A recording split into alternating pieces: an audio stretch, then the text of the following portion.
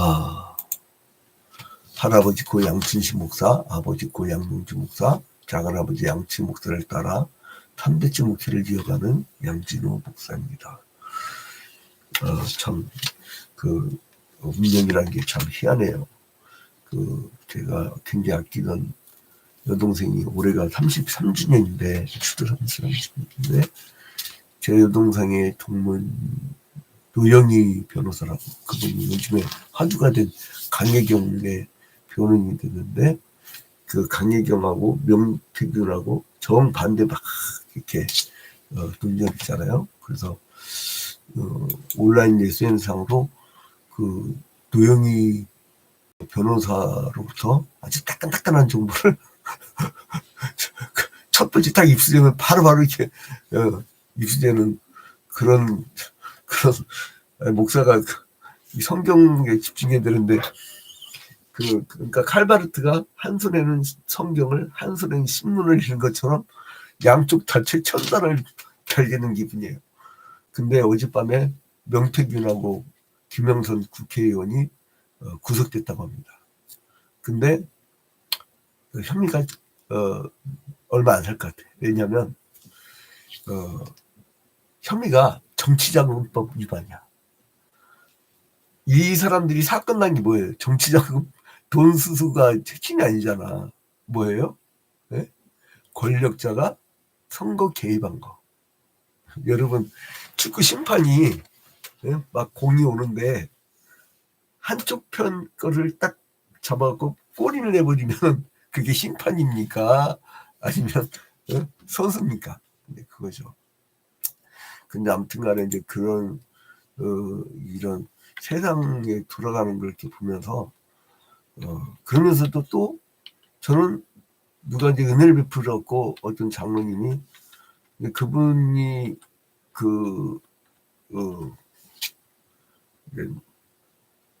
굉장히 이제 어려움에 처한 걸 알고 화재 사건 이런 것 때문에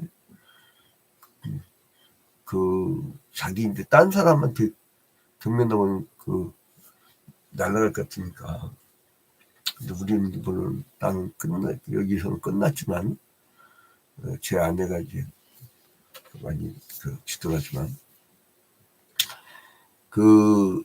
이제 저 같은 경우는 참 감사한 게 하나님이 때마다 이렇게 까마귀를 동원해 주거나 사람을 보내주세요. 근데 이게 뭐라면 양진호 목사님이니까 도와주려고. 그러니까 오랜 세월을 봤더라고요. 건축할 때 옛날에 한 10여 년 전 누가 이제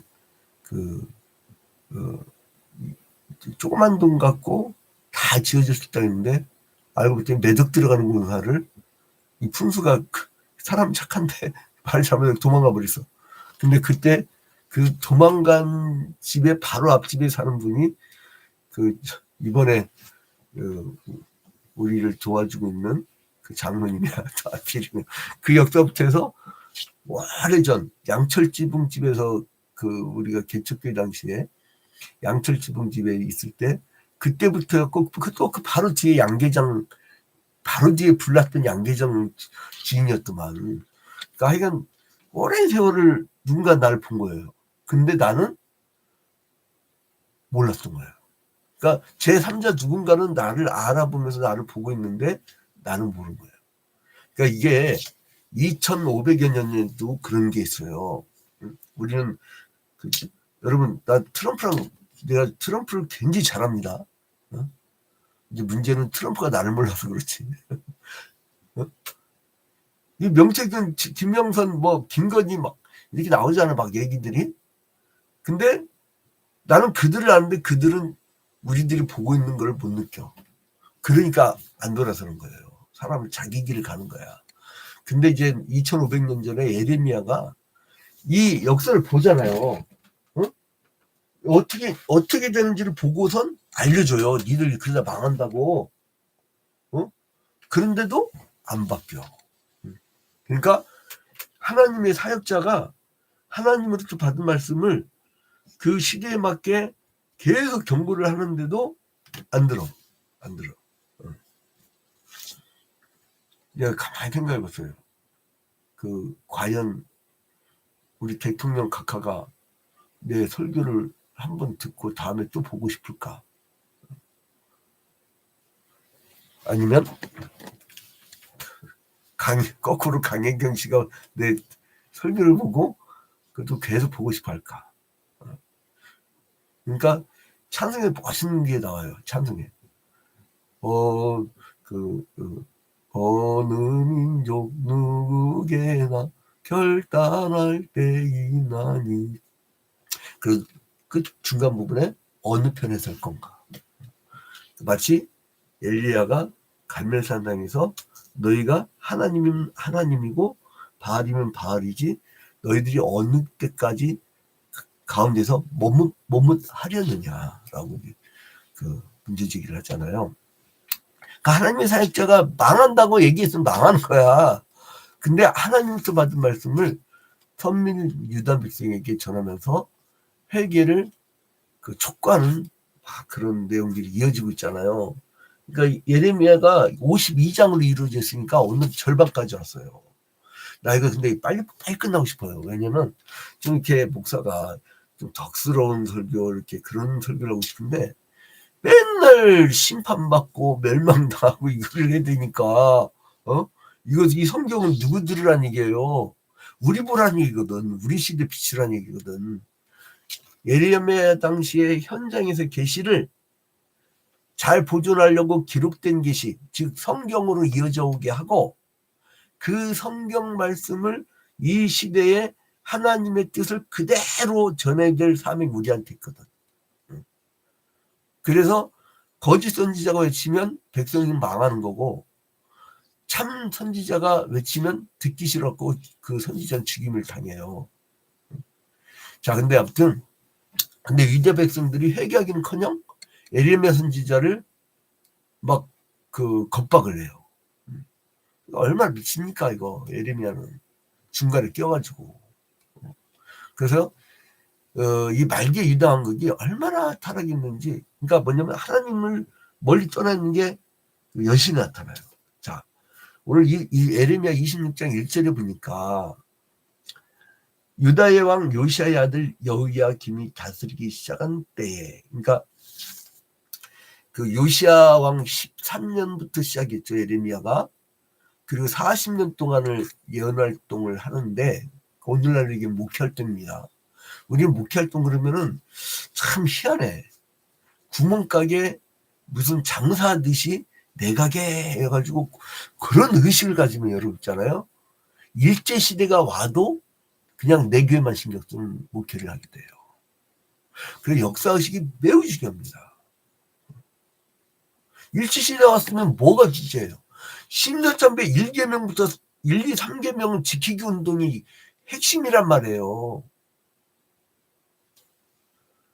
자, 그러면 여기서 여호야김이 다스리기 시작한 때는 언제예요? 요아스 13년, 그리고 여호아하스, 그 다음에 여호야김, 또 그의 아들 여호야김하고 시드기야 때 망해버리잖아요. 그러니까 망하기 직전 코앞에. 그래서 이제 죽음을 무릅쓰고 선지자가 막 외칩니다. 그리고 봐봐요. 1절 끝에 여호와께로부터 이 말씀이 임하여 이르시되, 예레미야가 말씀이 임한 거예요. 그러니까 예레미야가 기록을 했더라도 하나님의 뜻이 충분히 들어가 있다. 이게 보는 것을 축자영감설입니다. 축자영감설. 영감을 받아서 성경이 써 있는데 하나도 하나님이 틀림없이 하게끔 영감을 줬다. 근데 반면에 브루트만 같은 신학자들은 여기에 신화화, 종교화된 구절들이 있으니까 그걸 다 빼야 된다. 이렇게 주장을 하죠. 그런데 이 축자영감설인데 우리는 뭐냐면은요, 그렇다고 해서 기계처럼 딱 잡고 너 이걸 써라 하면 무는 거, 그걸 타로라고 그래. 뭐예요 이게 막 점치는 거 막 그거 하듯이 그렇게 하는 게 아니에요. 그거를 뭐라고 하냐면은 기계적 축자인감설이라고 그래요. 기계적. 인간을 기계처럼 쓰는 거. 여러분 예정설도 그러니까 누군가는 하나님 나는 로봇처럼 여기를 딱 가게 저기를 딱 가게 저기를 딱 가게 그건 로봇이지 인간이 아니지. 하나님의 형상대로 만들었는데 하나님의 형상의 특징이 뭐예요? 자유, 자존성, 스스로 있는 자. 그게 하나님의 특성 아니에요. 하나님의 형상이라는 거는 자유를 주셔서 그리고 영적 존재로 만드셨다는 거예요. 그러니까 뭐예요? 인간의 충분한 가변성. 그걸 뭐냐면 유기적 축자임감설이라고 해요. 그래서 우리는 기계적 예정설이나 기계적 축자임감설이 아니라 유기적 축자임감설이에요. 그 인간의 지식 정도와 문화적 수준과 그 사람에 대한 그것을 배려하면서 거기에 따라서 이렇게 했다는 거예요. 응? 그러니까 뭐냐면 시대도 마찬가지예요. 옛날에 60년대 70년대는 막 깡패들이 이 목사 되고 해갖고 막 사람들 막 그냥 그 뭐지 그렇게 이 감성으로 막 이렇게 묵혀둔 당시에 그 분위기를 가지고 현대 과학 문명이 발달되고 AI 시대에 그 사람들한테 가서 그렇게 하면요 미친 사람이라고 그래요. 그러니까 지금 그 광장에 이 사람들이 막 모인 거 보면요 7, 8, 90대야. 근데 그 사람들 한 10년에서 20년 지나가면요 어쩔 수 없었거든. 수명이라는 게 있거든. 평균 연령이 있거든. 대부분 누워있거든. 그럼 한국계 어떻게 할 거냐고. 응? 60대, 70대, 80대 하는 꼴이 싫어갖고 젊은 사람들이 안 와버리는데 그럼 어떻게 할 거냐고. 니들만 살다 끝났을 거냐고. 미래를 봐. 미래 세대. 고민을 많이 됩니다. 기도할 때 그냥 우리가 막 하나님 말씀해 주시겠지. 하나님이 해주시겠지. 물론 하나님이 하시는데 이 세상 사람들도 잘 알게. 하늘은 스스로 돕는 자를 돕는다고. 그 가변성 있잖아요. 선악을 따먹을 수 있는 가능성하고 따먹지 않을 가능성. 인간의 책임도 100%예요. 하나님 책임도 100%지만 그게 우리 개혁지 신학의 아주 중요한 부분 아니에요. 그걸 어떻게 쏙 빼놔. 그래갖고 운명론을 가르치면 되냐고. 그건 개혁지가 아니에요. 운명론은. 응? 이혼론이나 운명론. 그 이미 내가 하도 많이 떠들어가지고 저의 말씀 이렇게 듣는 사람들이 이미 다 알고 있어요. 근데 아무튼 간에 그래서 이제 그 하나님 메시지 들었는데도 돌이키지 않아 도대체. 그래서 그 성전에다가 내가 재앙을 내리리라 막 이렇게 한 거예요. 근데 봐봐요. 2절 끝에 유다 모든 성읍에서 여호와의 성전에 와서 예배하는 자에게 내가 너에게 명령하여 이르게 한 모든 말을 전하되 한마디도 감하지 마라. 요한계시록 마지막 부분에 이 책에 기록된 것을 감하면 이 잔치에 참여하지 못하고 더하면 잔치에 못 참여하고 감하면 지옥불에 빠지는 거예요. 그거는 그냥 끝나버린 거야. 한마디도 감하지 말라 했어. 예레미야서가 타락에 가던 국가와 민족 그리고 예레미야서가 왕들 지도자들 거짓 선지자들에게 선포하는 말씀이면 그대로잖아. 그게 우리 보수주의 그 개혁주의 즉 장로교 신학의 핵심이에요. 성경 해석학을 제가 가르친 적이 있었는데 성경 해석학의 핵심이 뭐냐면 성경이 가는 데까지 가고 성경이 멈추는 데서 멈추고 성경이 성경을 해석하게 하라. 제가 이거를 아주 추가해서 처음에 첫 시간에 가르치는 거예요. 그래서 그 성경이 성경을 해석한다는 거죠. 근데 이 사람들한테 그렇게 얘기를 해요. 왜 그러냐, 왜 그렇게 하라고 하냐면 3절에 보니까 그들이 혹시라고 그래요. 3절 봐봐요. 그들이 듣고 혹시 하나님이 계획을 갖고 계신데 무슨 놈의 애정을 하셨는데 무슨 혹시가 어디 있어. 이상하죠? 그죠? 혹시 각각 그 악한 길에서 돌아오리라. 그리하면 내가 그들의 악행으로 말미암아 그들에게 재앙을 내리라 하던 뜻을 돌이키라. 이 말을 듣고 회개하고 돌아오면 돌이킨다는 거예요. 나 그래서 하나님을 믿는 게면 돌이키시라는 거예요. 그런데 예정을 했잖아요. 야, 이런, 그러니까 신학을 제대로 공부하라고. 하나님이 사역이 뭐예요? 계획, 창조, 섭리잖아. 그 중에 계획은 뭡니까? 하나님의 계획은, 응? 우주적인 계획을 잡은 게 뭐냐면, 그거를 작정이라고 그래요. 그리고 인간들에 대한 하나님의 그 계획을 뭐냐면, 예정이라고 그래요. 예정. 그러면 하나님이 죽이려고 만드셨습니까? 살리려고 만드셨습니까? 하나님이 인간이 죽게 처음에 만들었냐고. 생명만 있었잖아요. 생명만. 그러니까 아담과 하와는 그냥 죽음도 모르고 쭉 살게 돼 있었어. 유기적. 그 인간이 그러니까 기계적으로 인간을 예정하지 않으시고 유기적으로 예정하셨기 때문에 이것들이 따먹으면은 죽음이 들어오는 거야. 그러니까 이게 하나님이 생명을 구원하는 것이 예정이요 작정이지, 영원한 생명을 주시는 게 예정이요 작정이지, 지가 죄 짓고 싶다는데, 도박 중독, 알코올 중독, 성 중독, 막 기타 등등 중독에 빠져갖고 마귀한테 끌려가는데 그거 끝난 거거든. 여러분, 성령이 취하라 했죠. 성령이 취하지 않고 성령이 중독되지 않으면요, 딴 거에 중독돼 있어 이미. 자, 생명을 살리는. 근데 지들이 예레미야가 볼 때 이게 망하게 생겼는데 하나님은 혹시 돌이키면 얼마나 좋아. 그러니까 우리가 왜 전도를 합니까? 혹시 돌이킬 수 있는 사람이 있는가를 찾아 나서는 거예요. 고집센 인간들이 있어요. 죽어도 자기는 안 믿겠다는 거야. 그럼 와. 거기서 왜 싸우냐고. 난 전도에서 싸우는 사람들 몇 번 봤어요. 하나님을 무슨 그런 그 일개 마귀 새끼하고 그 귀신 노름하는 사람들하고 거기 막 논쟁하는 하나님입니까? 우주적 하나님의 그 어미하심을 선포하고 안 들으면 그냥 할 수 없이. 예수님이 이게 말씀하신 거예요. 힘들면 있는 먼지가 다 털어버린다고 그러잖아요. 바울사도는 엉뚱한 얘기하면 피하라고 하잖아. 피하라고. 왜 거기 찾아가? 마시오? 여러분, 그 가시라는 게 있어요. 가시. 우리 장로님들이라든가 중직들 잘 들으셔야 돼요. 딱 싹을 보면 알아. 근데 가시가 있어. 근데 한 명이라도 더 있으면 좋겠어. 좋지.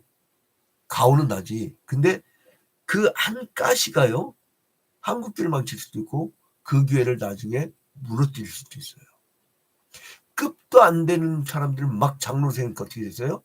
저쪽 그 강동구 광땡교회 쫙 급풍을 했는데 급도 안 되는 사람. 내가 봐도 와, 조폭 출신들도 있어. 그리고 막 집어 던져 막 이 목사님 명패를 집어 던지 마귀 새끼 아무 분쟁이 일어났는데 왜 그렇게 키우냐고. 야생마도 하나님의 거룩한 백성으로 만들 수 있는 조련사가 돼야지. 자, 근데 아무튼 제사장과 선지자들의 그들에 대한 고소를 막 하는데, 예레미야 근데요, 변명을 1절부터 7절에 보니까 이런 심판을 얘기해요. 예레미야 26장에 1.7절에 경고를 막 계속 하는데, 근데 이 8절부터는 또 확 변해. 이 사람이 8절부터 15절까지는 이들 변명을 해. 변명을. 응? 이 변명을 해줘요. 그 다음에 이제 이 사람이 이제 행사를 오가 위험한 거죠. 24절. 근데 여기서는 또 뭐라냐면 이제 재판 결과를 이제 선포를 해. 그리고 끝나. 자, 이제 결론 맺도록 하겠습니다. 시간이 많이 가가지고 여러분들 눈치챘지만 저는 20분에서 25분 사이입니다. 딱 타임이 있어. 아무튼 그래서 예레미야의 그 심판선에 대해서 유다의 반응이 이중적인 모습을 갖고 있는데, 당시 유다 백성들이요, 그 예레미야 메시지에 굉장히 부정적이었어요. 근데 하나님의 말씀에 귀 기울이는 남은 사람들이 있었단 말이에요. 남은 자들이. 그러니까 남은 사람들이 얼마나 귀합니까? 그러니까 당시의 종교적 지도자들이었던 선지자들이나 제사장들은 그 예레미야의 메시지에 철저히 반대하는 입장을 가졌지만 그들이 혹시 그들 가운데 혹시 그게 남은 자예요. 남은 자. 그러니까 생명을 막 해하려고도 했지만 그의 말을 듣고 회개하고 돌아올 수 있는 혹시의 사람들. 하나님의 이름을 의탁해서 이제 그 살았던 사람들은 이 심판을 면하게 되는 거죠. 오늘날도 마찬가지예요. 하나님이 오늘날 이 시대를 향해서 죄짓지 말라. 그리고 하나님 외에 외세에 의존하지 마라. 똑같은 거예요. 우상 숭배하지 마라. 주술사, 점치는 자, 부장들. 신명기 8장에서 오직에서는 돌로 쳐 죽여버리라고 했어. 야, 근데 우린 구약시대처럼 그러면 안 됩니다. 예수님이 십자가 달려 죽었으니까. 그러니까 지금은 신약시대 때는 우리의 사랑의 메시지라는 거예요. 네 번째 뭐예요? 사회적 악을 저지르지 마라. 가난한 자들 핍박하지 마라. 가난한 자들 제발 생각해라. 요게 지금 예레미야 당시에도 던진 메시지고 오늘날도 우리에게 던진 메시지예요. 그러면 바울 사도가 있듯이 거울과 경계라고 하는 그 구약 시대를 비춰보고 오늘 하루를 하나님의 말씀대로 사는 여러분 되시기를 주님의 이름으로 축원드립니다.